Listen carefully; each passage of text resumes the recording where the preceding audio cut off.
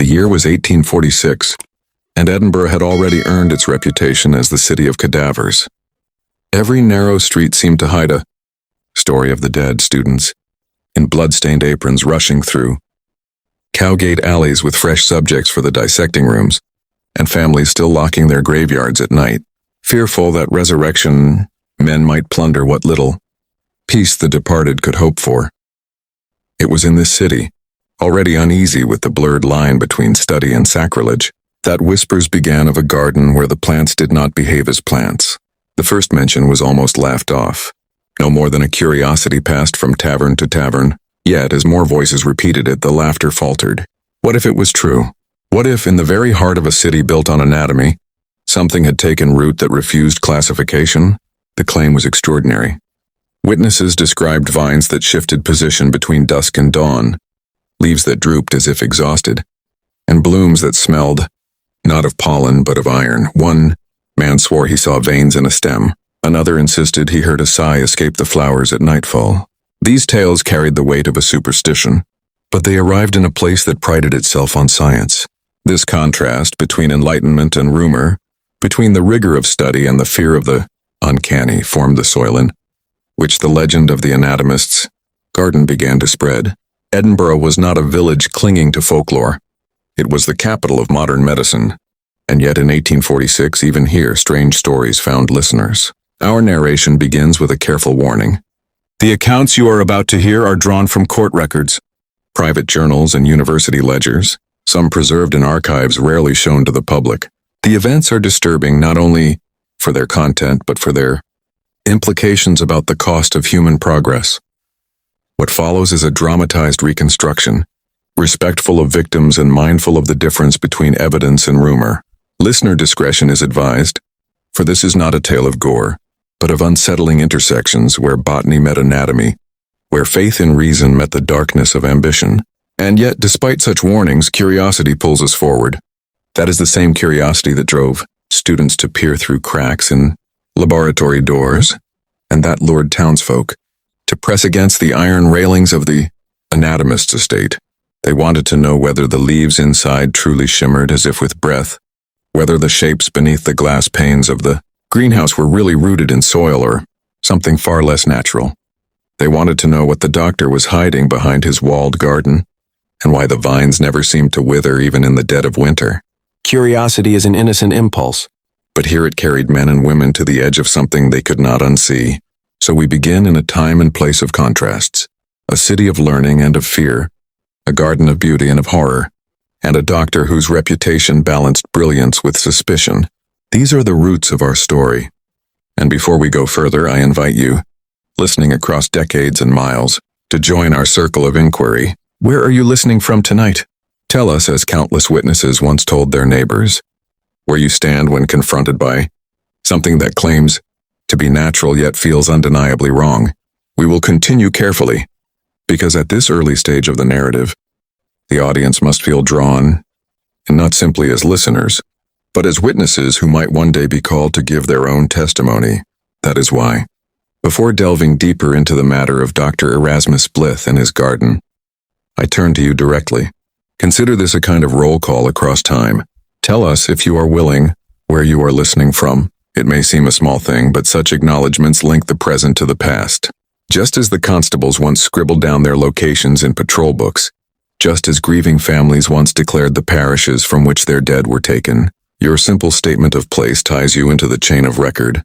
Edinburgh in 1846 was not the only city troubled by questions of life, death, and what lies between.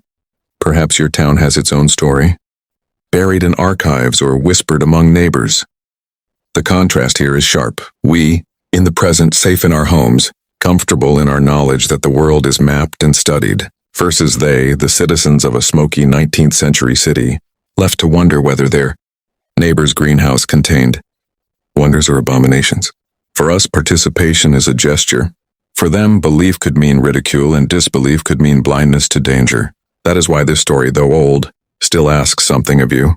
The city itself kept count. Watchmen wrote nightly reports of the streets they patrolled. Students sent letters home describing the dissecting theaters. The university's minute books recorded who spoke, who petitioned, who was silenced. Every act of writing was a declaration: I was here. I saw this. I heard this. Tonight, by sharing where you are, you add your own quiet mark upon the ledger of listeners, and just as their testimonies, scattered and fragile, became the backbone of what we know today, so too your presence gives weight to the act of remembering. Now, with that invitation offered, we can turn back fully to 1846, to a city straining under the weight of progress and secrecy. Already the whispers had begun. Already the garden had been glimpsed. And soon the line between rumor and report would blur beyond recognition. Edinburgh in 1846 was a city suspended between grandeur and decay, progress and poverty. Its skyline of spires and domes rose proudly above the Firth of Forth, while beneath those same heights lay closes and winds so narrow that sunlight barely touched the cobblestones. The city was celebrated across Europe as a center of learning and medicine. The University of Edinburgh's medical school, already centuries old, was the jewel of the capital. Its dissecting rooms drew students from every corner of the continent, yet behind the rhetoric of advancement lingered a profound unease. For ordinary citizens, science was no longer the safe domain of books and theories. It was an enterprise that touched their bodies, their dead, and their faith. It had not been so long since the terror of the resurrectionists, the body snatchers who had prowled graveyards by night to sell stolen corpses to anatomy professors. Names like Burke and Hare were still whispered with disgust, their crimes fresh in memory though a generation had passed.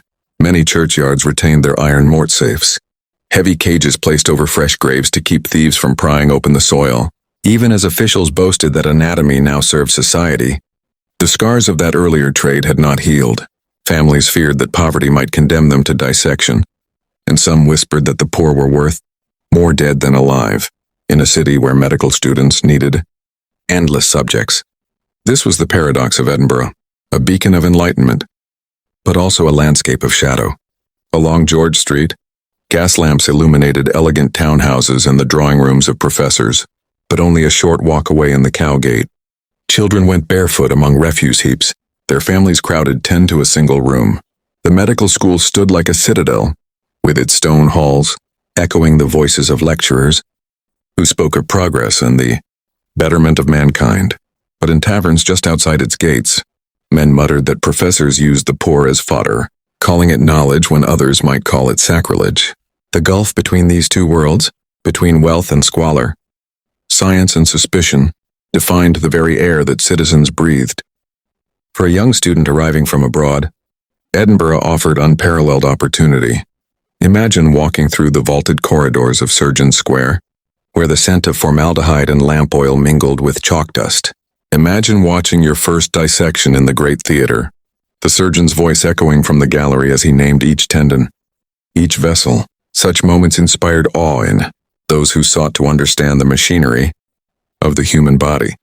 But that same awe inspired dread among townsfolk, who knew their bodies might one day be laid out on those same tables, not by choice but by circumstance. What students called a specimen, families called their kin. By 1846, industrial smoke stained the city's stone black, so that its Georgian elegance seemed draped in mourning. The streets were alive with horses and carriages, vendors crying out their wares, and beggars with outstretched hands. Sailors wandered up from the port of Leith, filling taverns with coarse laughter. Ministers thundered from pulpits about the dangers of pride in man's knowledge, warning that only God held the key to creation. And still, in lecture halls, men in spectacles wrote furiously in their notebooks as professors spoke of electricity, animating muscles, of chemistry transforming matter, of plants and animals sharing more in common than scripture suggested.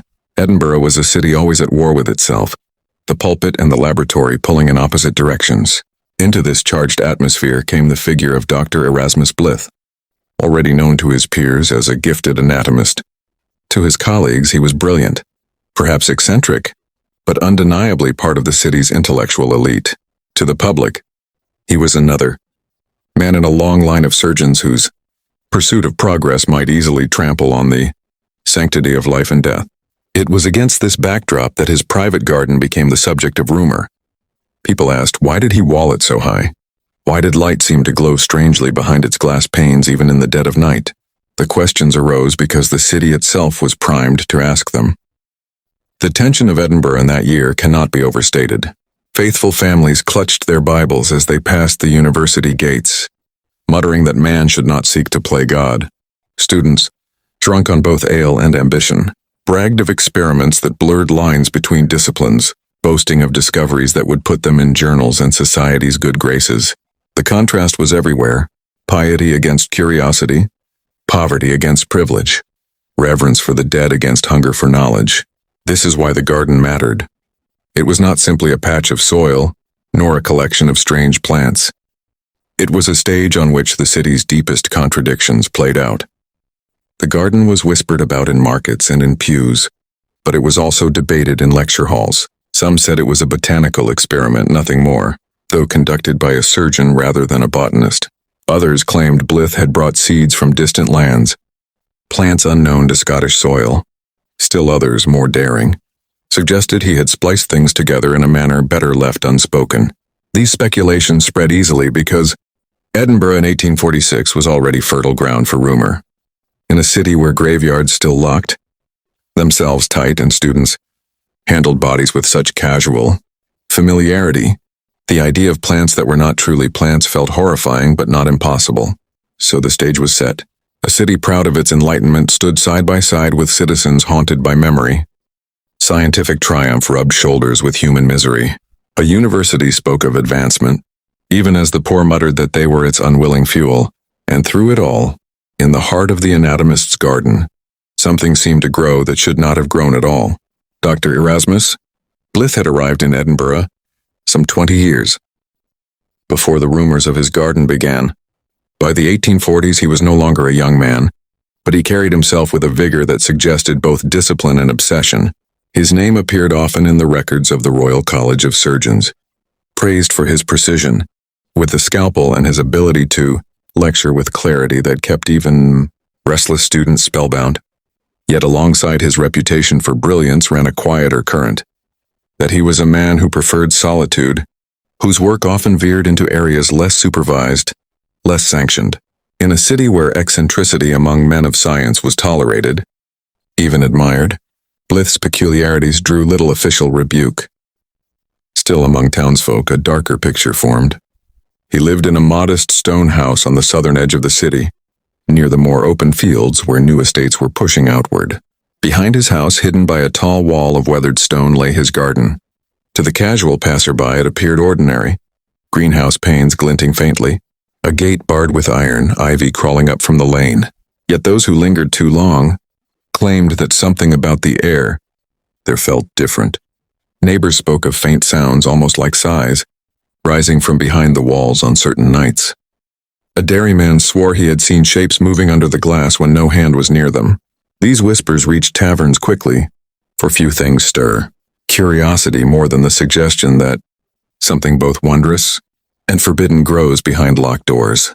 What gave the rumors weight was Blyth's own manner. Though cordial in public lectures, he was distant in private life. He attended church irregularly, preferring his work to sermons. He took meals at odd hours, sometimes seen hurrying across the cobbled streets, with dirt still under his fingernails, as if he had been tending his garden, with the care of a farmer rather than the curiosity of a surgeon. The contrast between his professional precision and his private eccentricity invited speculation. To his students, he was a figure of authority, one who demanded rigor. To his neighbors, he was a man to be avoided, one whose windows glowed late into the night with lamplight that made strange silhouettes on the curtains. Those rare few who were invited into his garden emerged unsettled. A visiting lecturer from London, writing privately to a colleague, noted that Blyth's greenhouse contained specimens of extraordinary vigor, their leaves thick as leather and colored in hues I could scarcely name. He did not accuse Blyth of anything improper, but his tone was guarded, almost wary, as if the plants themselves had left an impression he could not shake. Another visitor, a medical apprentice eager to curry favor, told classmates that the doctor's garden smelled faintly of something unnatural, neither rot nor bloom, but a blend of both. Such comments fueled the growing unease. For Blyth, the garden was more than a collection of curiosities. He spoke in his rare reflective moods of the unity of all living things, To him, the distinction between animal and plant was not absolute but porous, an arbitrary division. Nature, he argued, was a continuum, and science's task was to trace the hidden links. In another man's mouth, such words might have seemed merely philosophical, but Blyth's students understood that his conviction shaped his practice. He treated the greenhouse as an extension of the dissection hall, a laboratory under glass, and where most gardens sought beauty or nourishment, his sought answers to questions most men dared not ask. The wall around Blyth's plot was high for a reason. He valued his privacy not only because he wished to keep his work secret, but also because he feared interference. Edinburgh was a city where curiosity was never idle. Children might scramble over walls in search of fruit, or neighbors might peer too long. To Blyth, the wall was both protection and declaration. What happened within was his alone, and so the garden took on the aura of a forbidden space. Passers-by quickened their step. Servants crossed the street rather than walk by the gate. The wall stood as a boundary not just of stone, but of trust between Blyth and his community. It is here, at this point in the tale, that suspicion began to germinate. Was Blyth's garden merely the eccentric hobby of a learned man? Or was it something more? The contrast between his public brilliance and his private secrecy invited darker interpretations. The same city that lauded him in lecture halls whispered his name with unease in marketplaces. And though no formal accusation had yet been made, the ground was already fertile for scandal. Soon enough, rumor would harden into testimony and testimony into record. But before that, there was only the image of a solitary doctor, his hands ink-stained and soil-marked, disappearing through the iron gate of his walled garden, locking it tight behind him. Whatever grew there, whether miracle or monstrosity, would soon be witnessed by eyes less willing to remain silent. The first official stirrings of suspicion came not from a professor or a grieving family, but from a man whose duty was simple: to walk the streets at night and keep watch. In Edinburgh of 1846, the night watchmen were neither glamorous nor powerful figures. They were often aging men, or those too poor to secure steadier work, entrusted with a lantern, a staff, and the authority to note disturbances in the city's darkness. Their task was to move quietly, record faithfully, and avoid entanglements that might bring ridicule or danger. Such a man was Malcolm Kerr, a former porter in his late 50s, who by misfortune of injury and debt had taken up the post of watchman in the district where Dr. Blyth's property stood. Kerr's patrols followed a predictable circuit. He passed the brewer's yard, where the scent of malt hung thick, the row of modest cottages that sloped downward toward the fields, and finally the tall wall of stone that enclosed Blyth's garden. On the night in question, March 14th, 1846, Kerr paused near the wall, not by choice but because a sound carried over it that startled him from his routine. He described it later as a low groaning, like wood bending in the wind, but steadier, more like the breath of a man who sleeps uneasy. There was no storm that night. The air was calm, cold, and dry. To hear a sigh-like sound coming from a garden should have been impossible. Kerr lifted his lantern, tilting it so the weak flame cast upward toward the glass panes of the greenhouse roof. What he claimed to see there, though recorded in his own handwriting, reads more like delirium than fact. He insisted that he saw movement within, not the sway of leaves stirred by air, but the deliberate shifting of shapes. He described stems that curled against the glass as if in longing, and what looked to him like the silhouette of a human arm, thin and elongated, unfurling where no arm should be. He stumbled back, lantern clattering against the cobblestones, and for a moment he nearly abandoned his post entirely. Yet duty compelled him to remain. The next morning, Kerr entered his experience into the constable's logbook, as required by his station. His entry, still preserved among the city records, is brief but chilling. At the garden wall of Dr. Blyth, I observed unnatural motions within the greenhouse, shapes like foliage yet too deliberate, bending against the glass, sounds unlike the wind. Recommend inquiry. The handwriting is jagged, as if his hand shook while writing. When this report was read by the supervising constable, it drew little more than a weary sigh. Watchmen were notorious for exaggerating or confusing shadows with spirits, cats with burglars, drunks with corpses. Yet Kerr was known to be neither drunkard nor liar. He was plain-spoken, a man with little imagination. That lent his testimony an unsettling weight. Word spread quietly. Another watchman teased him. asking if the meat flowers had smiled back at him. A group of students overheard the tale and carried it back to the taverns, where it grew with each telling. Soon townsfolk whispered that the plants in Blythe's greenhouse breathed like men and that at night one could hear them sigh in hunger. These were embellishments, certainly, but they rested on the foundation of Kerr's original report, which stood in black ink in the constabulary's ledger.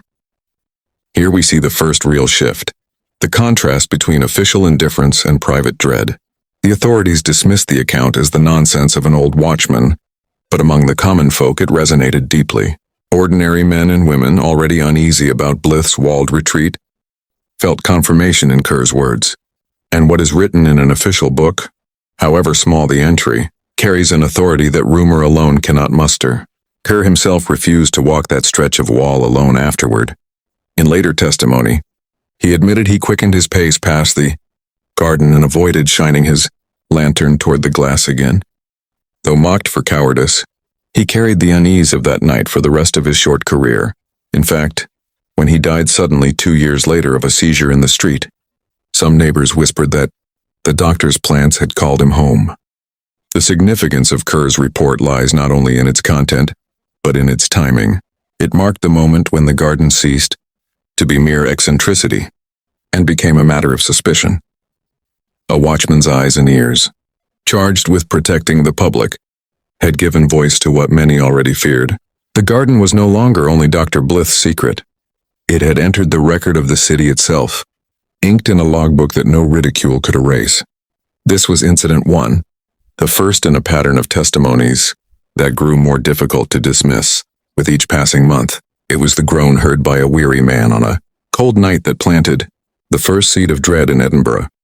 And though no one yet knew it, it was the beginning of a story that would reach far beyond one wall, one doctor, or one greenhouse. The disappearance of James Drever was the first event that forced even Blythe's colleagues to whisper uneasily about his garden. Drever was 20 years old in the spring of 1846, a second-year medical apprentice whose family had sent him from the Orkney Islands with great sacrifice. His letters home reveal an earnest young man determined to make his parents proud.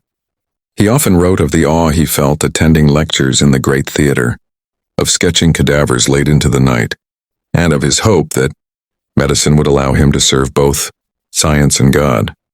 Like many students of his age, he was curious to the point of recklessness, drawn to any rumor of discovery. It was curiosity that led him to seek out Dr. Blythe. Among the apprentices, Blythe's name was carried with a mix of admiration and trepidation. They called him the man who could name every nerve in the body as if reciting scripture, yet they also joked uneasily about his secret garden, claiming that he was raising students who would never graduate. For Drever, eager to impress, the mystery was irresistible. He confided to a classmate that he meant to visit the doctor's property under the guise of asking for guidance on his studies. On the afternoon of April 2nd, Drever was last seen leaving the lodging house he shared with 2 other students. He carried a small notebook and a satchel, but no heavy coat, suggesting he did not intend to be away long. A servant girl working nearby later reported seeing him at Blythe's gate, speaking to the doctor himself. She remembered the moment because Blythe rarely acknowledged visitors, and yet that day he admitted the young man through the iron gate without hesitation. She could not say for certain what passed between them, only that both disappeared into the garden. When Drever failed to return that evening, his friends assumed he had drunk too much and fallen asleep at a tavern. By the following morning, their concern sharpened. They checked the usual haunts, pubs, boarding houses, even the infirmary, but no trace of him appeared. At last they approached Blythe directly. The doctor received them coolly, denying that Drever had visited. He claimed to have been away at the university for most of the day. When pressed, he grew irritated, suggesting that young men often lost themselves to drink or gambling and that such vanishings were not his responsibility. Yet Drever's friends did not accept this dismissal. They had among them one of his letters, written only the week before, in which he described his fascination with Blythe's greenhouse. The words were clumsy, written in the excitement of youth, but clear. I believe the doctor tends things that breathe as we do. I will find out for myself, and I shall write you what I learn. The letter never reached its recipient. It was found later among his possessions. Rumors spread swiftly. Students whispered that Blyth had lured Trevor into his garden and that the boy had never come out. Some swore they heard cries in the night. Others claimed they saw new shapes in the greenhouse, vines thicker and stranger than before. The authorities, however, were reluctant to act. In a city where many youths lost their way to vice or left suddenly for other opportunities, one more disappearance did not stir urgency. Trevor's family was far to the north, slow to receive the news and slower still to press for official inquiry. It was this indifference that allowed the story to grow unchecked. Every detail of Trevor's character, his innocence, his ambition, his piety, contrasted with the shadow of Blyth's secrecy. In taverns, men muttered that the lad's body had been planted in the soil, his blood feeding the roots. Women crossing the street near Blyth's house crossed themselves, murmuring that the garden was cursed. Among his peers, Trevor became a kind of ghostly cautionary tale, invoked whenever a student grew too bold in his curiosity. The unease deepened when one of Trevor's classmates swore he had glimpsed the missing boy's likeness in the greenhouse. He described a pale shape pressed against the glass, its features distorted but unmistakably human. The face, he insisted, resembled Trevor's own, though blurred by something vine-like twining around it. Others dismissed this as fevered imagination, the product of grief and guilt. But such visions, once spoken aloud, could not be recalled. They became part of the whispered record, part of the collective conviction that something inside Blyth's walls was terribly wrong. Here then was the second incident. If the watchman's report could be laughed off as the folly of a frightened old man, Trevor's disappearance could not be so easily ignored. It was no longer a matter of shadows and sighs, but of a young life vanished without trace. The contrast was stark. A boy who embodied the promise of medicine swallowed by a doctor, whose work blurred the boundary between growth and corruption. The garden, once only a curiosity, now bore the stain of accusation. Though no official investigation followed immediately, Trevor's absence remained an open wound. His friends remembered him in hushed tones. His family wrote unanswered letters, and in the margins of the city's logbooks another unexplained loss was noted. The whispers thickened. The garden had claimed not just silence and suspicion, but a living soul. By the summer of 1846, the whispers had grown into something heavier, something that clung to the city like soot in the air. The watchman's strange testimony and the disappearance of young James Drever had set the stage, but it was the voice of a grieving widow that made the suspicions impossible to dismiss. As tavern talk alone, her name was Margaret Calder, 42 years of age, recently widowed by the sudden death of her husband, Thomas.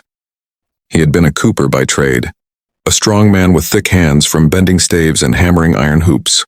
His death came quickly after an illness of the chest, and though not unusual for men who labored among damp barrels and heavy labor, it was a loss that struck Margaret with devastating force. Margaret did everything properly according to the custom of the time. She secured the parish's permission for burial. She kept vigil at his bedside until the undertaker arrived, and she prayed that the ground might keep him safe. Yet even as the coffin was lowered into the earth, she felt unease. There was no mortsafes at her husband's burial ground, no heavy iron cages to protect the grave from intrusion. Such devices had been removed. From many cemeteries, once the Anatomy Act of 1832 had legalized the dissection of unclaimed bodies. Officials assured the public that body snatching was a thing of the past. But Margaret, like many of the poor, did not trust those assurances. She knew the reputation of the surgeons, and she knew how often promises had been broken when it came to the bodies of the humble. 2 weeks after Thomas's burial, Margaret passed near Blyth's walled garden. She had not meant to stop. She was returning from the market with bread under her arm when a smell drifted toward her, thick, metallic, faintly sweet, so like the scent of her husband's sick room that her knees weakened. She clutched the wall for support, and when she steadied herself, she lifted her eyes toward the greenhouse windows. What she claimed she saw would haunt her for the rest of her days. Behind the wavering glass, framed in shadow and sunlight, was a vine thicker than a man's arm. Its surface was not bark nor stem, but pallid, striated almost like muscle, and tangled within its coils. For the briefest of moments, she swore she saw the curve of a face, half submerged in the greenery. The likeness was unmistakable to her eyes. The heavy brow, the squared jaw, the set of the lips. It was Thomas. Margaret fled, her bread fallen to the dirt. Yet her terror turned to resolve. She returned home and began to write. Though a woman of limited schooling, she crafted a petition in careful script, addressing it to the university's Board of Anatomy. She accused Dr. Blyth of unlawful use of the dead and demanded an inquiry into what she called unnatural vegetations of flesh within his walled enclosure. Her words were stark. I saw the likeness of my husband in that house of glass. I cannot rest until the truth is made plain. If science has claimed him, then let it answer for its crime. When she presented her petition at the university, she was met with discomfort, even pity.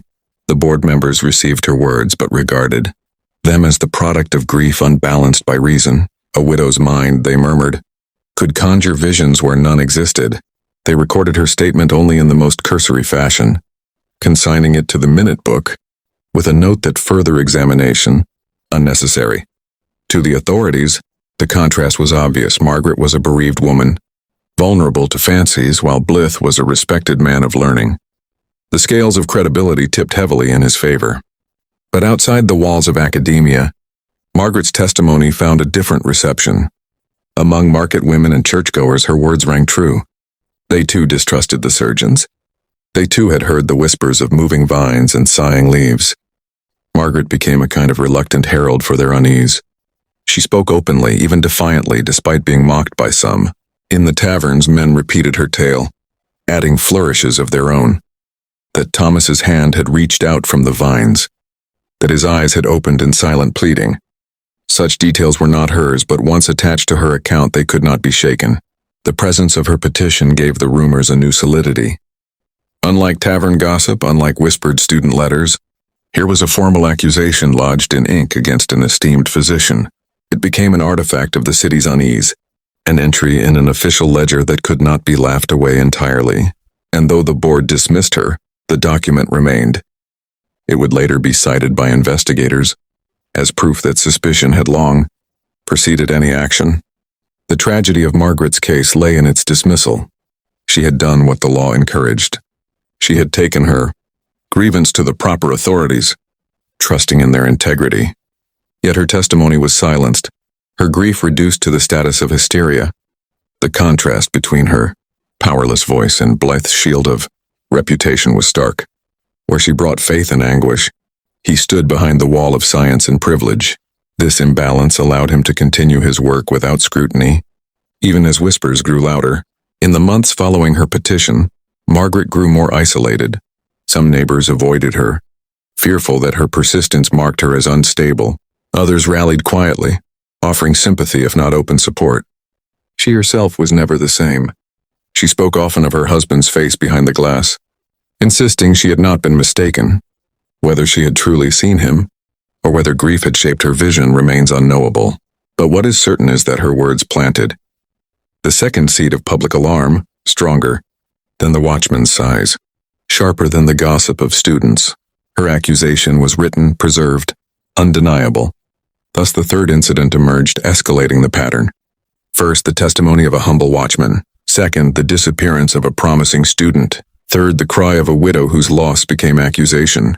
3 accounts, each dismissed in isolation, yet together forming a picture too consistent to ignore. The first stirrings of official action did not come swiftly, nor did they come willingly. For months the stories had swirled around Edinburgh's closes and taverns, their persistence a thorn in the side of civic order. The university's refusal to dignify Margaret Calder's petition might have ended the matter had the rumors not continued to gain strength. It was only when murmurs of violence began, threats that some townsfolk might storm Dr. Blyth's garden themselves, that the city's magistrates reluctantly agreed to assign a man to inquire, if only to calm the public. That man was Inspector Alistair Crichton. Crichton was no stranger to suspicion. He had been born in Leith, son of a shipwright, and had grown up among dockside brawls where rumor was as common as the fog. By 1846 he was in his middle years, known for his unflinching sobriety and his reluctance to leap to conclusions. His fellow officers described him as steady, a man who writes before he speaks. Such qualities made him valuable in a city where tales of grave robbery, witchcraft, and secret experiments often reached the ears of the police. The magistrates reasoned that if anyone could cut through the noise and render a sober report? It was Crichton. He did not welcome the assignment. The inspector believed that the police were overburdened already. Petty theft, drunken fights, assaults in Cowgate alleys. To divert resources toward chasing whispers of monstrous plants seemed, to him, little more than political theater. Yet he could not refuse. He accepted the commission and was provided a file that contained little more than copies of the Watchman's original statement, Margaret Calder's petition, and a few anonymous letters written in uneven hands. One such letter, signed only a student of anatomy, claimed, "Blyth does not study plants as we know them. His specimens bleed." Crichton began as he always did, with a ledger. In his neat script, he recorded the names, dates, and particulars of each testimony. He marked the Watchman's account as hearsay, uncorroborated, Drever's disappearance as plausibly voluntary absence, and Calder's claim as unverified, widow's imagination. Yet beside each, he left space for additions. The contrast that governed his approach was the balance between skepticism and duty. He distrusted the tales, but his role required that he weigh them carefully. His first step was to interview Margaret Calder in her own dwelling. He found her seated near a dying fire, her face thin and drawn. Her petition had clearly come at great cost. She had spent money she could ill afford on ink and paper. She repeated her claim, voice steady despite her exhaustion. It was his face, she told the inspector, Thomas's face, pressed in the vine. Crichton asked questions methodically. Had she consumed drink? Was there anyone with her to confirm what she saw? Had she considered the play of light on the greenhouse glass? Margaret grew defensive, insisting she knew what she had witnessed. Crichton wrote her words faithfully, though privately he attributed them to grief. Yet in his ledger he noted, speaker firm, not hysterical. Conviction strong. His second inquiry took him to the university. There he met resistance cloaked in politeness. The Board of Anatomy insisted that Dr. Blyth's work was of the highest order, his contributions invaluable, his character unimpeachable. When Crichton asked to see records of the plants under study, the board demurred, citing academic privacy. They hinted that the police had no jurisdiction over a gentleman's private greenhouse. The inspector noted the evasions but could press no further. Here the contrast sharpened, civic duty against institutional privilege. Undeterred, he sought out the students. In taverns and lodging houses he asked careful questions. Most were reluctant, fearing reprisals. Yet two admitted that Drever's disappearance was widely whispered about, and that others had spoken of shadows moving unnaturally in Blyth's glass house. One student, his face pale with drink, muttered, "You think it's botany?" "It's resurrection, just not in the way we were taught." When pressed, the youth would say no more. Crichton recorded the words exactly. By late autumn, the inspector had compiled enough testimony to draft a preliminary report. It was not sensational. It did not accuse. Instead, it outlined a troubling pattern. 3 separate incidents, each pointing to irregularities in Blyth's garden, combined with the absence of Drever and the persistence of rumor among both layfolk and students. He concluded with a cautious recommendation that the greenhouse be inspected formally to restore public confidence, if only to dismiss fanciful tales. The magistrates received his report with evident discomfort. To act on it risked offending the university, whose patronage and influence loomed large. To ignore it risked unrest among the working classes, who already distrusted the surgeons. In the end, they did nothing, filing the report, sealing it in their ledgers, and hoping the winter's chill would dampen both rumor and unrest. Crichton, for his part, could not put the matter aside. Though skeptical, he was haunted by the sheer consistency of the accounts. The watchman, the widow, the students all described movements and forms that defied ordinary explanation. He found himself walking, more than once, past the garden's wall, pausing to listen in the dark. Once he thought he heard something stir, like the shift of ropes on a ship's deck. He told no one. He simply wrote in his private ledger, unnatural stillness followed by sound. Investigate further if permitted. Thus the matter reached an impasse. The people clamored, the university resisted, the magistrates equivocated, and the inspector lingered in uneasy vigilance. The story's tension hinged on this very contrast. Truth seeking to emerge, power determined to suppress it. The stage was set for revelation, But for the moment silence prevailed, and Blythe's garden remained locked behind its iron gates. The artifact came to Crichton by accident, or so it seemed. It was early December of 1846, the air sharp with frost, when a messenger boy arrived at the inspector's modest lodgings, near the foot of Calton Hill. The lad was pale, nervous, and pressed a wrapped bundle into Crichton's hands without waiting for acknowledgement.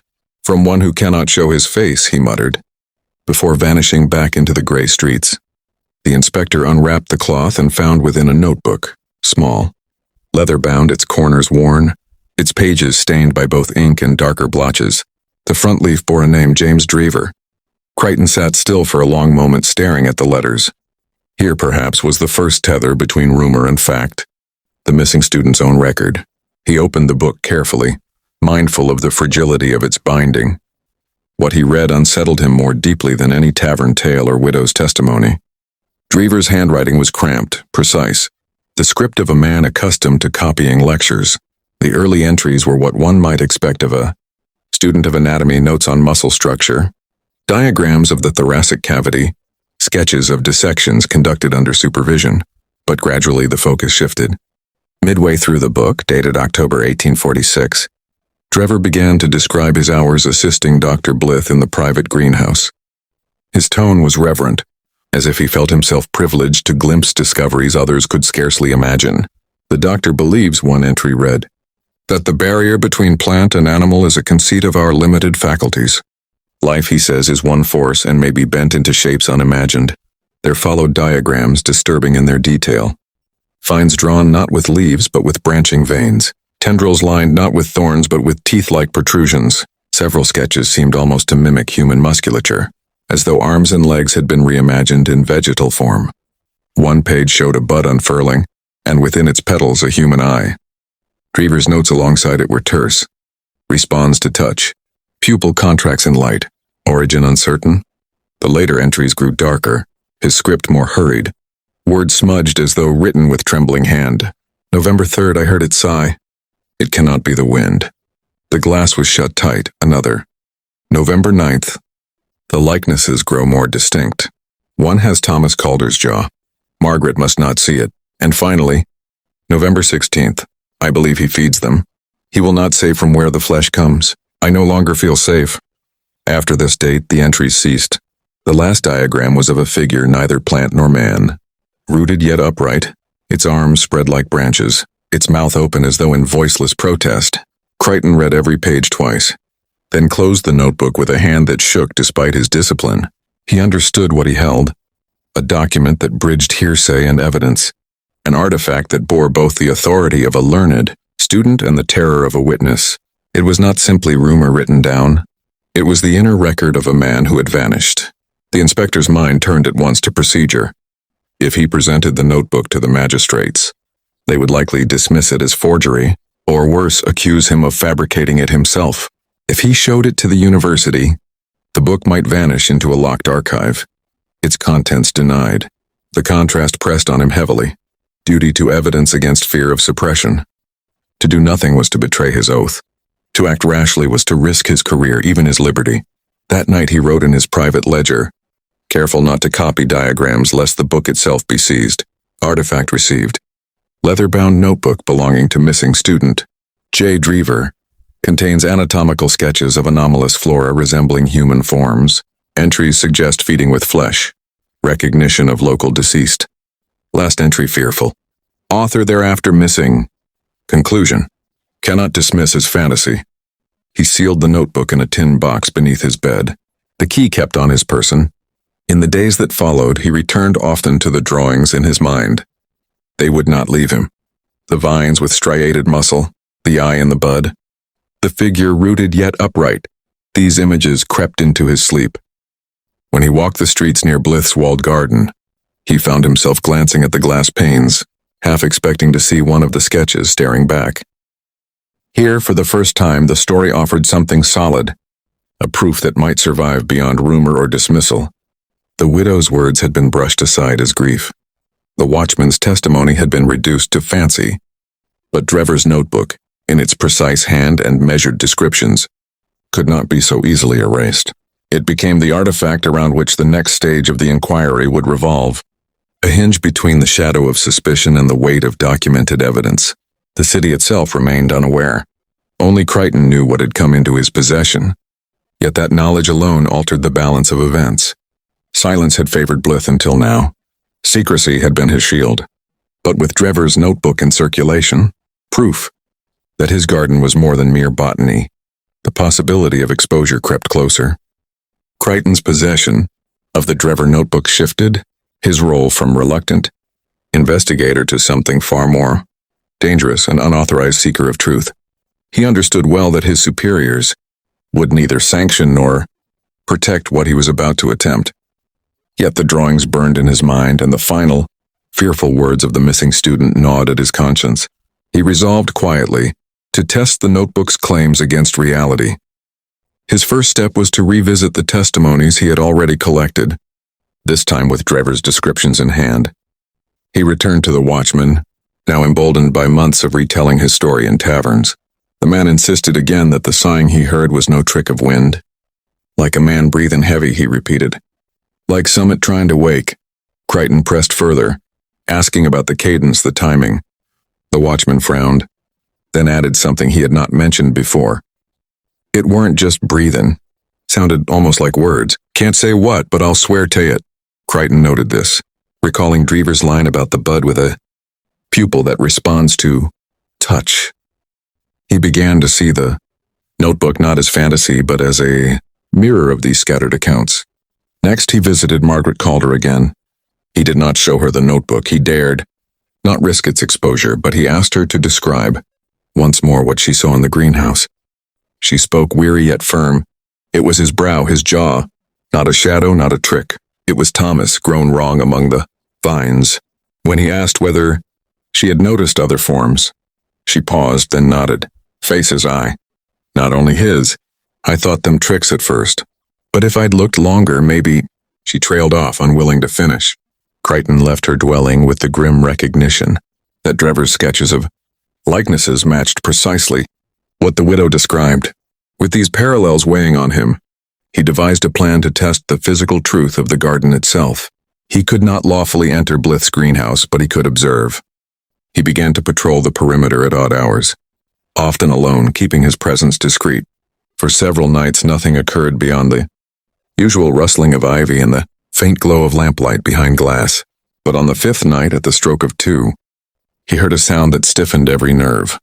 A slow, deliberate thump, followed by a dragging noise across the floor inside the greenhouse. It was not the scurry of rodents nor the creak of wood. It was heavy, deliberate, like the movement of something with mass. He wrote in his ledger, audible evidence of weight animate within glasshouse. Not explained by horticulture. Unable to stop there, he began to test more boldly. He brought with him a length of string tied to a bent nail, slipping it beneath a crack in the greenhouse door. When he returned the next evening, the string was gone, pulled inward. He repeated the experiment with a strip of cloth marked in chalk. Again it vanished. No gardener, no student, no thief had reason to take such scraps. Something within was aware, curious, and capable of grasping. The contrast became unbearable. A greenhouse meant to nurture quiet plants now behaved like a chamber of hunger. He also sought testimony from within the university itself. Under the guise of a routine interview, he cornered a junior assistant in the anatomy theater, a timid lad of 19. With careful questioning, Crichton drew out a confession. Blythe had requisitioned materials not only from the dissection rooms but from fresh burials delivered under the Anatomy Act. He said it were for study of decomposition, the youth whispered. But once I saw a limb carried toward the glasshouse. Not to the theater, to the glasshouse. Crichton recorded this word for word, recognizing it as the most direct corroboration yet of Drever's notes about feeding. Back in his quarters, he opened the notebook once more and compared each testimony, each observation against its pages. The sighing, confirmed by the watchman, the faces among vines, matched by the widow, the suggestion of feeding, corroborated by the assistant. Even the thumping weight within the glasshouse seemed to echo. Drever's final sketch of a rooted, upright form. Piece by piece the web tightened. Crichton did not delude himself. In the eyes of his superiors, these were still fragments, not proof. but to him they formed a pattern too consistent to dismiss. He began drafting what he termed a confidential memorandum, separate from his official reports. In it he wrote, "The phenomena within Dr. Blyth's greenhouse suggest an order of life that blurs the accepted divisions of nature. Whether this represents aberrant horticulture, vivisectional fraud, or a crime of another kind, I cannot yet conclude, but the danger to public trust and perhaps to public safety is real." Even as he wrote, he felt the danger shifting inward.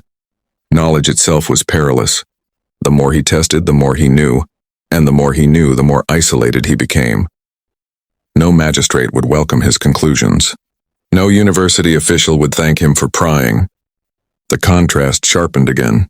He, a single inspector with ink-stained fingers and a conscience he could not still, against the institutions of learning and order, both intent on maintaining silence. Yet one thought troubled him above all. Drever's final words, "I no longer feel safe." If the student had been silenced because he knew too much, then Crichton's steps traced a path toward the same fate. Still, he could not turn back. For the first time, he felt the pull of the case not merely as duty, but as compulsion. Something unnatural lived in that garden, and it had already claimed lives. The inspector resolved that whatever the cost, he would see it uncovered. By the opening weeks of 1847, Inspector Crichton's quiet investigation had already strayed further than his mandate allowed. He had collected testimonies, tested Blyth's greenhouse with crude experiments, and most damningly, concealed Drever's notebook from his superiors. It was only a matter of time before his movements drew attention. The first sign came not from the streets, but from within the magistrates' chambers themselves. Crichton was summoned unexpectedly one morning. A terse note delivered by a constable bearing only the words, "Your presence required at noon. Magistrates' board." He arrived punctually, his ledger clasped under his arm, and found 3 officials seated at a long oak table. Their expressions were cool, their greetings perfunctory. One, Councillor Forsyth, cleared his throat and declared that concerns have been raised regarding the nature of your inquiries. Another, a portly man with university ties, added, "It has been suggested that your attentions to Dr. Blyth's property verge upon harassment." Crichton answered with measured calm, explaining that his task had been to assess public rumor and that he had done so with the utmost sobriety. He outlined the testimonies he had gathered, the watchman's account, the widow's vision, the student whispers, but when he produced his confidential memorandum, the counselors exchanged glances and shook their heads. Forsyth cut him off. "Inspector, you must understand. To dignify such tales is to give them strength. Our duty is to dispel unrest, not inflame it." Then came the words that chilled him. "All future reports regarding this matter are to be submitted directly to the board and sealed. You will pursue no further inquiries without explicit sanction." The message was unmistakable. His investigation was no longer merely unwelcome. It was to be stifled. The suppression soon became tangible. When Crichton revisited the clerk's archive to consult Margaret Calder's petition, he discovered the entry had been struck through with a thin line of ink, annotated with the words "erroneous," "disregarded." No copy remained. Likewise, the watchman's original statement was missing from the constabulary ledger. When he pressed the clerk for an explanation, the man shrugged uneasily. "Orders came from above," he whispered. "Said such matters best forgotten." The pattern of erasure extended beyond official records. A student who had spoken cautiously to Crichton weeks earlier now refused to acknowledge him, claiming never to have said a word about Blyth. "You misremember," the youth stammered. His fear was evident, his eyes darting toward the university gates. Another assistant whom Crichton approached feigned ignorance altogether. It was as if some unseen hand had pressed upon the witnesses, warning them into silence. The inspector returned to his lodgings that night with a grim realization. The evidence he held, fragile and singular, might be the only surviving thread. Drever's notebook had become not just a record but a kind of contraband. He read its pages again by candlelight, the sketches casting grotesque shadows on his walls. He thought of the faces drawn half human, half leaf, and of Margaret Calder insisting she saw her husband's likeness behind glass. He understood then why the university and magistrates alike wished to bury the matter. To admit its truth would mean admitting that science, that proud beacon of Edinburgh, had been corrupted by something unspeakable. Yet the more they suppressed, the more convinced Crichton became. Silence was not proof of innocence, it was proof of fear. The contrast in this moment was stark. The inspector, a solitary figure armed only with notes and a conscience, set against the machinery of civic and academic authority, determined to smother the faint light of testimony. He felt the weight of futility press upon him. He could not publish Drever's notebook, nor could he present it as evidence without risk of its disappearance. Still, he resolved that it must not vanish into the same void that had swallowed Calder's petition and the watchman's words. To safeguard it, he made 2 copies by hand over the course of several nights. One he sealed in an envelope and entrusted to a friend in Leith, a retired schoolmaster with no ties to the university. The second he concealed beneath a floorboard in his own lodging. "If I should vanish," he wrote in his private ledger, "let these words testify in my stead." The erasures had an unexpected effect on him. They deepened his suspicion, but they also hardened his resolve. What began as duty had become something personal. He could not allow the truth to be blotted out like ink on parchment. Even if he stood alone, even if no tribunal would hear him, he would carry the investigation forward. Unbeknownst to Crichton, others were watching. Blyth himself, though aloof in public, had powerful friends on the university's board. Reports of an inspector prying into his affairs had certainly reached his ears. Behind the greenhouse's glass walls, the physician continued his work undisturbed, confident that officialdom shielded him. Yet the inspector's persistence gnawed at the edges of that protection. The stage was set for collision, not in the board chambers or parish offices, but at the garden itself, where the truth could no longer be suppressed by ink and silence. The breaking point came on a moonless night in late February of 1847. For weeks, Inspector Crichton had lived under the weight of suppression, witnesses silenced, records erased, and warnings delivered in the veiled language of the magistrates. Yet silence could not banish the noises he himself had heard at the garden wall, the dragging weight across the greenhouse floor, the sighs that seemed almost to form words. Nor could suppression erase the sketches that stared back at him from Drever's notebook. The contrast gnawed at him daily, between a city that wanted the matter forgotten and a conscience that told him forgetting would mean complicity. He decided at last to act outside the boundaries of law. Crichton's plan was simple in outline but perilous in execution. He would breach Blyth's garden alone, under cover of darkness, and witness with his own eyes what lay behind the glass. If nothing were amiss, he would bear the shame of trespass. But if Drever's drawings and Calder's visions were borne out, he would carry evidence no board could deny. He told no one, save for leaving a sealed note with the retired schoolmaster in Leith, instructing that it be delivered to the press should he not return within 3 days. He approached the walled garden near midnight. The city hushed under a veil of fog. The iron gate was locked, but Crichton had prepared a simple crowbar, its surface wrapped in cloth to mute the scrape of metal. With careful leverage, he prized open the hinge just enough to slip inside.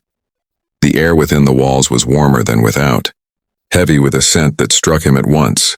Sweet, cloying, tinged with something unmistakably organic, like the sour tang of blood mingled with crushed leaves. He paused, steadying his breath before advancing toward the greenhouse. The structure loomed larger in the dark than he had imagined, its panes fogged with condensation, faint light glowing within. He edged to the side, testing the door. To his surprise, it yielded, unlocked. He slipped inside, shutting it softly behind him. At once the air thickened, humid and oppressive. His lantern's beam cut through mist to reveal a chamber overgrown with forms, both familiar and alien. Vines hung from rafters, roots sprawled across flagstones, and great leaves, slick and glistening, drooped in unnatural shapes. At first glance, the plant seemed monstrous only in size, but as Crichton stepped deeper, he saw the truth Drever had tried to capture in his notebook. A tendril coiled not like ivy but like a bicep, striated and tense. A bud half opened to reveal not petals but something that glimmered wetly, like the curve of an eyeball. And then he froze, for before him rose a trunk-like stem, and within its surface, unmistakable in the lantern light, was the relief of a face. The brow, the nose, the jaw, it was Thomas Calder. Margaret had not imagined it. The likeness stared blindly outward, mouth slack in a silent moan. Crichton staggered back, bile rising in his throat.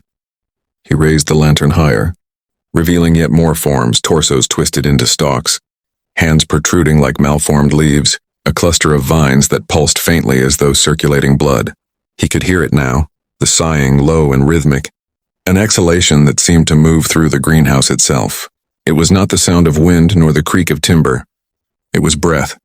A sound broke his trance, a footstep on stone. From the far end of the greenhouse, a door opened and Dr. Erasmus Blythe entered, a lamp in one hand, a satchel in the other. His face was calm, almost serene, as though returning to a sanctuary. When his eyes fell upon Crichton, he did not startle. Instead, he smiled faintly, as though he had been expecting him all along. "Inspector," he said, his voice low, steady. "Curiosity brings even the most disciplined to trespass." Crichton held his ground, though every instinct told him to flee. "These are no plants," he said, his voice hard. "What have you done here?" Blythe set down the satchel, his movements unhurried. "I have merely advanced the study of life. You see barriers. I see continuities. Flesh or leaf, it matters not. Growth is growth." He gestured toward the forms entwined around them. "They are not dead. They are transformed. And they will outlast us both." The inspector raised the lantern defensively, its light throwing grotesque shadows across the glass. "These are people. You've taken the dead and profaned them." Blythe's expression sharpened. "People? The city casts them aside, the pauper, the consumptive, the forgotten. I have given them purpose. Do you not hear them breathe? They are part of something greater." Now his tone was not the ranting of a madman, but the conviction of a man who believed utterly in his work. At that moment, one of the great vines shifted, curling toward the inspector with deliberate intent. He stumbled back, nearly dropping the lantern. As the tendril grazed the hem of his coat, Blythe did not intervene. He merely watched, eyes gleaming in the half-light. "They are curious about you," he murmured. "They know when they are seen." Crichton realized then that he was no longer an intruder in a garden, but prey in a chamber alive with watching forms. He turned toward the door, heart pounding. But the path was half blocked by roots that seemed to have spread while he stood frozen. Forcing his way through, he shoved aside the growths, their surfaces disturbingly warm to the touch, as though pressed with fevered skin. Blythe did not pursue him, though his voice followed. "You cannot unsee them, Inspector, and you cannot stop what is already taking root, bursting out into the cold night air." Crichton fled through the gate, crowbar in hand, and did not stop until the garden's walls lay far behind him. His lungs burned, his legs shook, but he carried with him what no suppression could erase: first-hand sight of the impossible. That night he wrote a single sentence in his private ledger, the ink smudged by his trembling hand. "They breathe." The morning after his incursion into Blythe's garden, Inspector Crichton sat at his desk in the central office with bloodshot eyes and ink-stained fingers. He had not slept. All night he replayed the faces in the glass, the warmth of the vines, the unhurried calm of Blythe's voice. He had filled page after page in his private ledger, sketching crude outlines, transcribing scraps of memory, forcing his mind to pin down what threatened to dissolve into nightmare. And now, with dawn spreading pale light across Edinburgh, he resolved to present his findings to the Board of Magistrates. Law alone, he told himself, could shield the city from what he had seen. But when he entered the chamber, the contrast between expectation and reality was immediate. He had prepared himself for alarm, outrage, perhaps disbelief softened by curiosity. Instead, the room was heavy with silence, broken only by the perfunctory shuffle of papers. The senior magistrate, Lord Kellock, listened to his account without visible reaction, hands folded neatly on the desk before him. Crichton spoke of vines shaped like limbs, of Calder's face pressed into living bark, of Blythe's words, of the breathing. He laid Drever's notebook on the table as corroboration. Kellock did not even glance at the drawings. When Crichton finished, the magistrate cleared his throat and said only, "You have trespassed, Inspector. That is what is clear. Whatever shapes you think you saw in the mists of a hothouse, you saw under the influence of fatigue, perhaps spirits. Dr. Blythe is a benefactor of the university, and a man of standing. Do not let your imagination destroy your career." The words fell like a judgment already rehearsed. Crichton felt the air leave his chest. He pressed his palms flat against the table. "My lord, I swear upon my oath I saw—" But Kellock cut him off. "That will do. You are relieved from this matter. No further action is to be taken. Do you understand?" The finality was absolute, And yet the inspector saw, in the eyes of one junior clerk who looked quickly away, a flicker of fear. Suppression, not ignorance, ruled this room. That afternoon, he discovered Drever had been dismissed from the infirmary without reference. His name marked as unreliable. Margaret Calder, he learned, had been visited by officials who instructed her sternly never to speak again of her husband's illness, even the old man on George Street.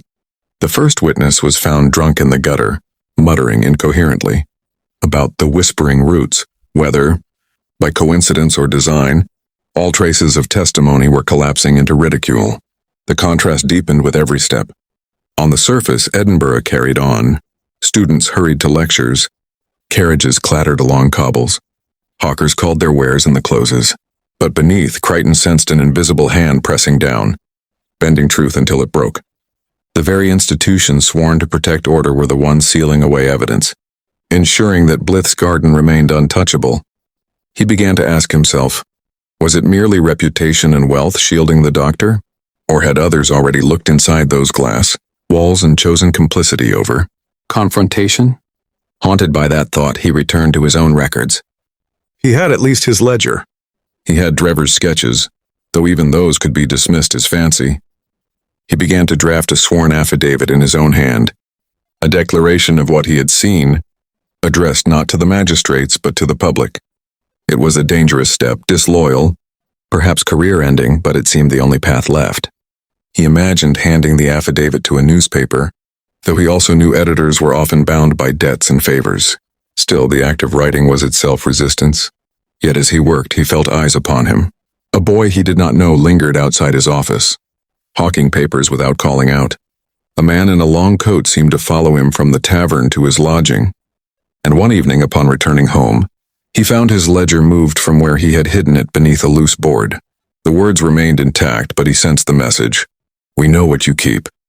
It was then he began to feel the pressure not merely of professional censure but of personal peril. If he pressed further, he might not only lose his post, he might vanish as neatly as Calder had. Folded into silence, his name dismissed as rumor. Still, conscience gnawed at him.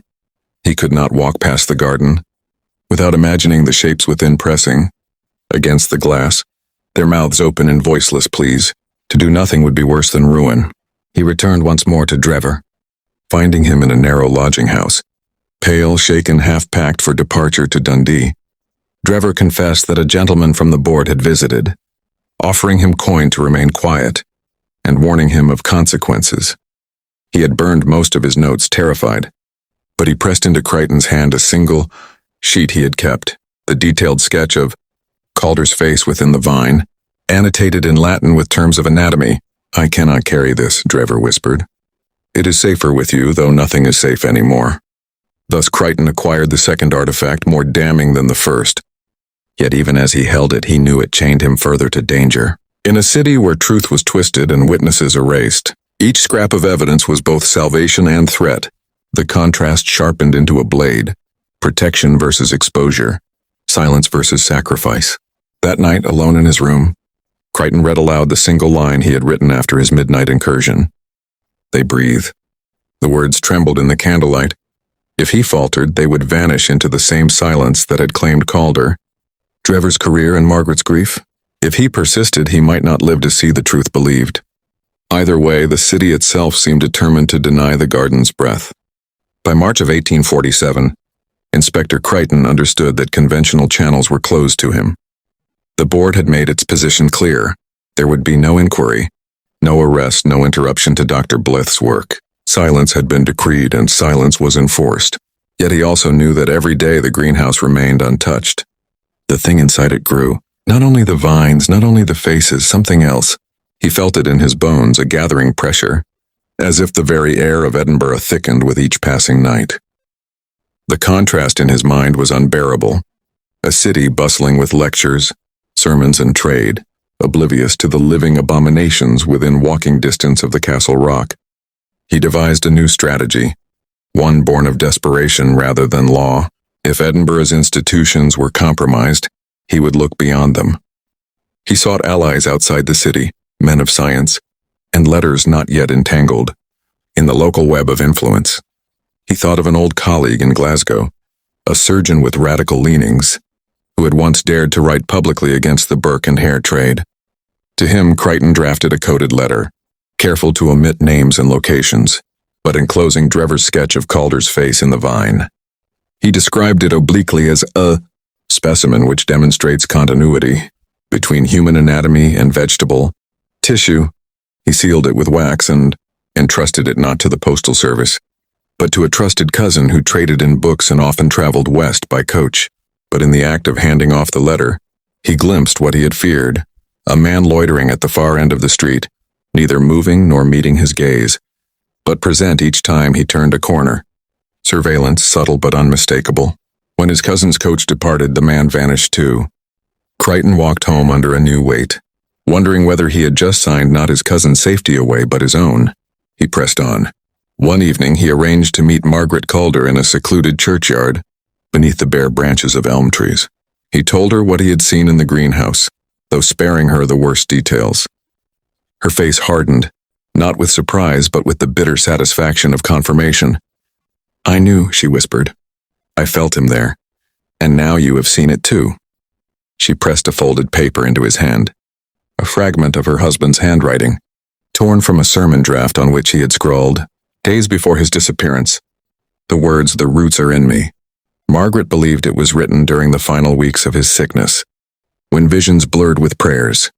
For Crichton it was further artifact, a trace of the transformation, half prophecy, half confession. He promised her it would be preserved.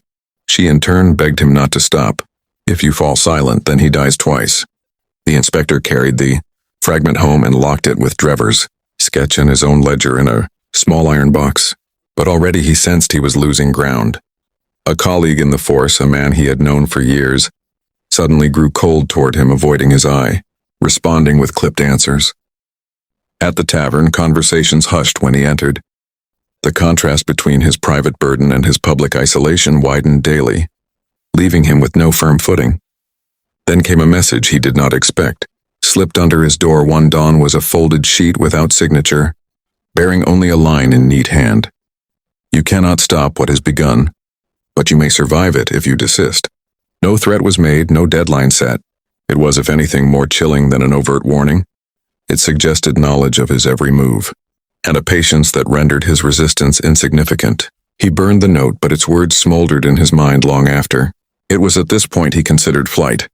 He thought of resigning his commission, leaving Edinburgh altogether, carrying his artifacts south to London, where scholars less beholden to Blyth might be persuaded. But each time he packed a satchel, he thought of Margaret, of Drever, of the poor soul swallowed by roots behind those glass panes. To leave would be to consign them to oblivion. Conscience chained him to the city as surely as duty ever had.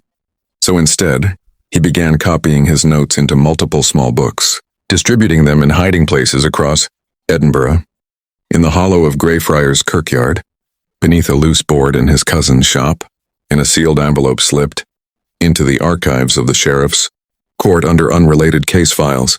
Each bore the same sentence repeated like a refrain, a kind of signature they breathed. He reasoned that even if he were silenced, fragments of the truth might surface later, but the city seemed to tighten around him. Returning one night from Greyfriars, he passed the closes near the university and swore he heard whispers, not in Scots tongue but in something sibilant, like wind through reeds. He turned, and for an instant, in the flicker of a gas lamp, he saw what looked like a root tip vanish between the stones. Was it imagination, or had Blyth's garden already begun to spread beyond its walls? The contrast between the city he had known all his life and the encroaching otherworld that seeped through its cracks filled him with dread. Still, he clung to his mission. Evidence must reach beyond Edinburgh, beyond suppression. He set a final plan, a direct visit to the press, not in Edinburgh but in Glasgow itself. He would take the artifacts, leave at dawn, and place the truth in hands less corrupted. It was a gamble, but one he saw as his last remaining chance. What he did not yet know was that the garden itself was stirring, and that his movements, however carefully planned, were already anticipated. The plan was stark in its simplicity. Leave before first light, take only what could be carried discreetly, and travel by the early coach toward Glasgow, keeping his satchel close until he could deliver its contents into the hands of a sympathetic editor. Inspector Crichton rose before dawn on the chosen day, his room still thick with the chill of a late March night. He checked the iron box once more, his ledger, Drever's sketch of Calder's face, Margaret's fragment with the words, "The roots are in me," these wrapped in oilcloth, were placed into the satchel alongside his service revolver, a flask of water and a change of clothes. He did not allow himself hesitation. Hesitation, he knew, was where fear multiplied. The streets of Edinburgh at that hour were half empty, washed in the faint glow of gas lamps sputtering against mist. He moved quickly, collar turned up, cap pulled low. At the corner near Candlemaker Row, he paused. A shape leaned against the far wall, indistinct in the fog, and for a moment he thought it only a vagrant. But when he resumed walking, the shape straightened and followed. The contrast of sound, his own brisk steps against the softer echo behind, gnawed at him with every pace. He quickened but did not break into a run. To run was to confess. By the time he reached the coaching inn near the grass market, sweat chilled his neck despite the cold. He paid his fare in cash, climbed aboard, and took a seat near the back, satchel clutched between his knees. Around him, ordinary passengers settled into routine. A farmer with a basket of eggs, a mother and child, a clerk bound for trade. Their presence should have reassured him, but instead it sharpened his unease. Ordinary faces, ordinary lives, yet threaded through them somewhere. He felt the invisible hand that had silenced magistrates and doctors alike. The coach lurched forward. The city streets gave way to open road, fields dusted with frost, the Pentland Hills faint in the distance. For the first hour, nothing interrupted but the jolt of wheels and the creak of harness leather. But then, as the sun fought its way through cloud, Crichton noticed something out of place, a rider on horseback. Distant at first, trailing the coach by a steady margin. The man did not press to overtake, did not hang back entirely. He simply kept pace, always at the edge of sight. Crichton's stomach tightened. Surveillance had followed him out of the city. He shifted the satchel onto his shoulder and prepared himself. If confronted, he would flee on foot across the fields, risk losing the coach and its protection. But the confrontation never came. Instead, the rider melted into the tree line when the coach stopped at a posting inn, only to reappear once they resumed. It was not pursuit, not yet. It was shadowing, a silent message. We allow you to move because we allow it. As the miles dragged on, he felt the weight of the artifacts grow heavier, as though the satchel itself resisted his journey. Once he swore he heard a faint sigh escape the oilcloth bundle, a sound not unlike the exhalations in Blythe's greenhouse. He pressed the satchel tighter, sweat dampening his shirt despite the cold air that seeped through the coach. The contrast between the innocent objects around him, the eggs, the child's doll, and the living dread he carried within his satchel, nearly unmoored him. Near Falkirk, the coach was forced to halt. A fallen tree blocked the road, its trunk split oddly, not by lightning nor by axe, but as though twisted from within. The driver swore and the passengers groaned, disembarking to stretch their legs while arrangements were made to drag the tree aside. Crichton, stepping down, felt the earth soft beneath his boots, not mud but something loamy, almost fibrous. He crouched, touched it with his fingers, and withdrew in horror. The soil clung to him, threaded with hair-fine roots that pulsed faintly before breaking apart. He wiped his hand against his coat, heart pounding. This was no accident. The garden's influence was here, 30 miles from Edinburgh. Then he saw it. From the split of the fallen trunk, a shape protruded, not quite leaf, not quite flesh. A pale nub that looked disturbingly like a finger, flexing weakly before retracting. Crichton staggered back, bile rising. The other passengers saw only a broken tree. But he saw the truth. Blythe's garden was no longer contained. It was spreading, carried invisibly in soil, seed, or spore. His mission to reach Glasgow was not merely about exposing one man's sin. It was about warning the world of an infection already loose. The tree was cleared. The coach moved on. But Crichton's resolve hardened. He would not falter. He rehearsed in his mind how he would approach the editor, what he would say, how he would frame the evidence so it could not be dismissed. He thought of Margaret's plea, "If you fall silent, he dies twice," and he promised himself he would not. Yet as dusk fell and the coach neared its next stop, the final turn of the trap was sprung. A second rider joined the first. Then a third. They approached without haste, drawing level as the horses slowed for the climb. The driver shouted at them to give way, but the men did not answer. They wore long coats, their hats pulled low, their faces hidden. One glanced toward the windows of the coach, and Crichton felt the gaze fall upon him like a blade. The coach rocked violently as one rider cut across its path. The horses reared, the passengers cried out. In the chaos, Crichton knew the moment had come. He seized his satchel, shoved open the door, and leapt into the ditch, rolling hard against frozen ground. Pain shot through his shoulder, but he staggered to his feet and ran, the satchel clutched tight. Behind him came shouts, the crack of whips, the cries of passengers. He did not look back. He plunged across a field over a low stone wall into the thin woods beyond. Branches whipped his face. His lungs burned. Behind him, hoofbeats thundered. He pressed on, weaving between trees, desperate for cover. The satchel thumped against his side, a lifeline and a curse. Then ahead a glimmer, a lantern's glow through the trees. He stumbled toward it, half praying it was a farmhouse, half fearing it was another trap. When he burst into the clearing, the sight froze him. It was no farmhouse. It was a greenhouse. Smaller than Blyth's, older, abandoned but unmistakably of the same design. Glass panes fogged from within, faint light glowing as though something inside pulsed. He stopped, horrified. Had he escaped the riders only to stumble into the garden's reach once more? The hoofbeats closed in behind him. He had seconds to choose. Face the pursuers in open ground, or enter the structure that radiated the same dreadful life as Blyth's creation. The contrast was absolute. Safety versus damnation, flight versus revelation. Either path promised ruin, and yet as the riders burst into the clearing, their lanterns flaring, Crichton made his choice. Crichton's boots sank into the clearing's damp soil as the riders closed behind him.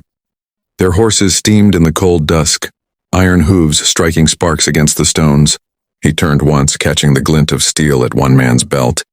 The determined silence in their posture. They did not need to shout. Their presence alone carried the authority of finality. He had seen enough in his years as inspector to know these were not thugs, but agents sent not to reason, but to ensure that no word of the garden escaped beyond Edinburgh. Before him stood the greenhouse, its glass panes streaked with condensation, its iron frame crooked with age. Unlike Blyth's manicured domain, this one looked half forgotten, swallowed by undergrowth, yet alive with a faint inner glow. Through the misted glass he thought he saw movement, a shadow unfurling, a pulse of light that throbbed like the slow beat of a heart.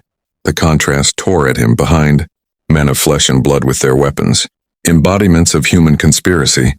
Before the inhuman continuity Blyth had preached, roots and veins intertwined, growth without morality. He made his choice in a breath. Clutching the satchel to his chest, he sprinted to the greenhouse door and shouldered it open. The riders shouted then, finally breaking silence, but too late. He was inside. The air hit him like a furnace, humid, fetid, heavy with a sweetness that masked rot. The lantern light from outside shivered against glass, revealing a chamber filled with growths unlike even those in Blyth's garden. Here the vines had run unchecked, tangling into grotesque cathedrals of tissue and tendril. Stalks thicker than a man's torso rose from cracked flagstones, their surfaces mottled with patches that looked disturbingly like skin. Leaves hung like tongues, slick and veined, dripping with condensation. At the center was a trunk-like column, pulsing faintly, its surface studded with faces in varying stages of emergence, some distorted beyond recognition, others eerily intact. One, near the base, stared directly at him, eyes half open, lips moving without sound. He staggered forward, caught between horror and awe. Could it be? For an instant he thought he recognized the features of Margaret's husband, Calder transplanted here, duplicated, or perhaps spread through spores. Was Blyth's garden merely one outpost of something older, something seeded long before him? Behind him the door crashed open. The riders entered, lanterns blazing, weapons drawn, but they did not fire. Instead they froze, their resolve faltering as the shapes around them stirred. A vine shifted, curling toward the nearest man. He swung his pistol down, fired once. The report thundered in the glass chamber, shards falling, but the bullet only tore through flesh-like fiber that bled a clear, resinous sap. The vine recoiled, then lunged, wrapping his arm, wrenching the weapon away. He screamed. A ragged sound quickly smothered as tendrils coiled over his mouth. The others turned to flee, but the doorway itself was alive now. Roots knitting swiftly across it, blocking escape. Their lanterns shattered as they struggled, plunging the chamber into a lurid half-light. cast by the glow within the central column. Crichton, pinned between terror and revelation, clutched his satchel tighter. He knew then what Blythe had meant. They are not dead. They are transformed. But transformed into what? A continuation? A contagion? A blasphemy against both church and nature? He fell to his knees, fumbling with the satchel. The artifacts, the ledger, Drever's sketch. Margaret's fragment, these must not perish here. Folded into silence like everything else. He tore them out, scattering them onto the flagstones, praying that somehow someone would recover them. Then with trembling hands he struck flint to lantern, holding the flame aloft. If the garden could spread unchecked, it must be burned.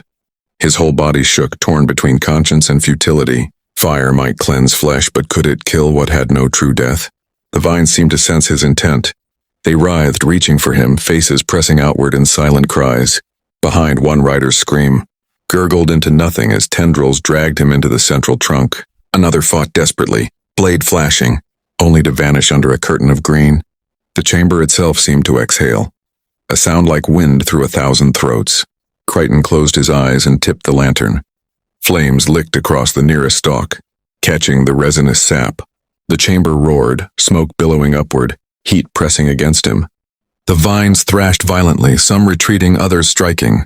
He felt one brush his leg, searingly hot, before recoiling. For a moment he believed the fire might triumph, that the unnatural growth could be undone. But then the column at the center pulsed brighter, its glow deepening as though feeding on the very flames. The heat intensified, not diminished. Faces within the trunk seemed to open their mouths in unison, releasing a sound that was neither scream nor sigh, but something between, an exhalation vast and mournful. The structure shuddered, glass panes bursting outward in showers of shards. The world became a whirl of fire, smoke, and writhing forms. What became of Inspector Crichton in that final chaos is not certain. Some accounts, preserved in whispered testimony, say he was seen running from the woods, clothing scorched, carrying nothing. Others insist he perished in the blaze, his body never recovered. The greenhouse itself was found days later, reduced to twisted iron and ash. Though within the ashes, investigators noted peculiar residues, fibrous, ash-gray strands unlike any ordinary plant. These were sealed away in university vaults, never catalogued. As for the artifacts, fragments survived. Drever's sketch, smoke-stained, turned up decades later in a private collection. Margaret's paper with the words, "The roots are in me," appeared anonymously in the archives of a dissenting chapel. Crichton's ledger, or part of it, was discovered under floorboards during renovations of an inn. Its pages warped but legible. Each bore the same phrase, repeated like a haunting refrain. They breathe. And so the story lingers, suspended between faith and science, between evidence and suppression. Was Blythe a visionary who glimpsed a continuity others feared to see, or a desecrator who profaned the boundary between life and death? Was Crichton a martyr to truth, or a victim of hallucination and fear? The contrast defines the tale: hope versus horror, revelation versus ruin. What remains undeniable is the persistence of the question: if the garden's growth was real, it may not have ended in that blaze. Roots travel unseen, seeds scatter on wind. What germinates in silence may outlast empires. And so I leave you with the same question that haunted those who first whispered of the Anatomist's garden. If life itself can cross boundaries we once thought sacred, what then is the measure of our humanity? Is survival enough? Or is there a line we must refuse to let nature or ourselves cross? Tell us in the comments below. Where do you believe the boundary lies?